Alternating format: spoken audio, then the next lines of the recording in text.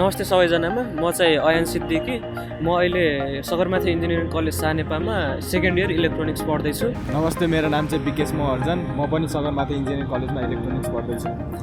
मेरो नाम चाहिँ प्रशान्त सोनी, म पनि सगरमाथा इन्जिनियरिङ कलेजमा इलेक्ट्रोनिक्स पढ्दैछु।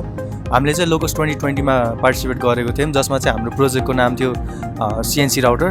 र सिएनसी राउटर भन्नाले चाहिँ एउटा यस्तो मेसिन हो जसमा ड्रिल मेसिन जस्तो मोटर फिक्स गरेको हुन्छ र त्यस ड्रिल मेसिन जस्तो मोटरलाई स्टेपर मोटरद्वारा XYZ एक्सिसमा मुभ गराएर हामीले कटिङ अथवा इन्ग्रेभिङको काम गर्न सकिन्छ। र सिएनसी भन्नाले चाहिँ कम्प्युटराइज न्युमेरिकल कन्ट्रोल हो, जसमा कम्प्युटरमा न्युमेरिक कोअर्डिनेट दिएर हामीले त्यस मेसिनलाई मुभमेन्ट दिन सकिन्छ। यो प्रोजेक्ट गर्दा चाहिँ हामीले धेरै अब्स्ट्याकल्सहरू फेस गऱ्यौँ, जसमा चाहिँ अब टेक्निकल अब्स्ट्याकलहरूमा चाहिँ जेड एक्सिसको मुभमेन्ट गराउनलाई हामीले धेरै रिसोर्सेस भेटेनौँ। एक्स्ट्रा वाईको लागि चाहिँ रिसोर्सेसहरू थियो, तर हामीसँग भएको कम्पोनेन्टलाई युज गरेर एउटा 3 एक्सिस मुभिङ मेसिन बनाउन चाहिँ एकदम गाह्रो थियो। सो त्यो एउटा त्यो अब्स्ट्याकलहरू भयो। त्यसपछि चाहिँ हाम्रो मटेरियल सेलेक्सन गर्न नि एकदम गाह्रो भइरहेको थियो, किनकि हामीलाई चाहिने टर्कहरू, हामीलाई चाहिने प्रिसिजनको लागि सुइटेबल मसिनहरू हाम्रो मार्केटमा खोज्न र त्यो सिलेक्ट गर्न पनि एकदम गाह्रो भएको थियो। हाम्रो यो प्रोजेक्ट गर्दाखेरि चाहिँ हामीले सिकेको कुराहरू चाहिँ लाइक एकदम धेरै कुराहरू सिक्यौँ, जस्तो कि टिमवर्क, लिडरसिपहरू सिक्यौँ। त्यसपछि टुल्सहरू कसरी युज गर्नुपर्छ त्यो सिक्यौँ, कम्पोनेन्टहरू कसरी सेलेक्ट गर्नुपर्छ र कम्पोनेन्टहरूलाई कसरी युज गर्नुपर्छ त्यो सिक्यौँ।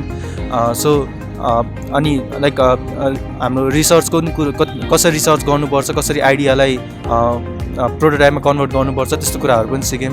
हामी इन्जिनियरिङ फिल्डमा छिरिसकेपछि त्यसलाई बुक्स पेन पेपरमा मात्रै सीमित नगरेर त्यसलाई प्र्याक्टिकल्ली पनि इम्प्लिमेन्ट गर्न सक्नु पर्यो। त्यसको लागि अब हामीले थोरै ह्यान्ड डर्टी त गर्नुपर्ने नै हुन्छ। त्यसमा अब टुल्सहरू चलाउनै पर्ने हुन्छ, सर्किटहरू जोडजाड गर्नुपर्ने नै हुन्छ। अनि त्यसको लागि हामीले अब कुनै आइडियाहरू छन् भने हामीले आइडियाहरू चाहिँ इम्प्लिमेन्ट गर्दै एउटा प्रोजेक्टहरूतिर लागिहाल्ने र त्यसलाई डेमोन्स्ट्रेट गर्ने ठाउँ चाहिँ नि एउटा हामीले लोकस चाहिँ एउटा राम्रो प्लेटफर्म पाउँछौँ। लोकस एउटा ठुलै कम्पिटिसन हो र यसमा हामीले पार्टिसिपेट गर्न चाहिँ डराउनु भएन, र यदि पार्टिसिपेट गरिसक्यो भने पनि आफूले आफ्नो बेस्ट दिने हो र आफ्नो सेल्फ स्टिम चाहिँ घटाउनु भएन। लोकस अब एकदम ठुलो प्लेटफर्म हो है, एकदम पावरफुल प्लेटफर्म पनि हो। यहाँ हामीले प्रोफेसनल पिपल्सहरूसँग नि इन्टरेक्सन गर्न सक्छौँ, आफ्नो आइडियाजलाई अझै ग्रुम गर्न सक्छौँ। नेसनल लेभल, इन्टरनेसनल लेभलमा आफ्नो आइडियाजको लाइक अरू अपर्च्युनिटिजहरू नि पाउन सक्छौँ। म चाहिँ जति पनि इन्ट्रेस्टेड स्टुडेन्ट्सहरू छन् जसले प्रोजेक्टहरूमा एक्टिभ पार्टिसिपेसन गर्छन् उनीहरूलाई चाहिँ के सजेस्ट गर्छु, यो यस्तो अपर्च्युनिटिजहरूलाई मिस नगर्ने।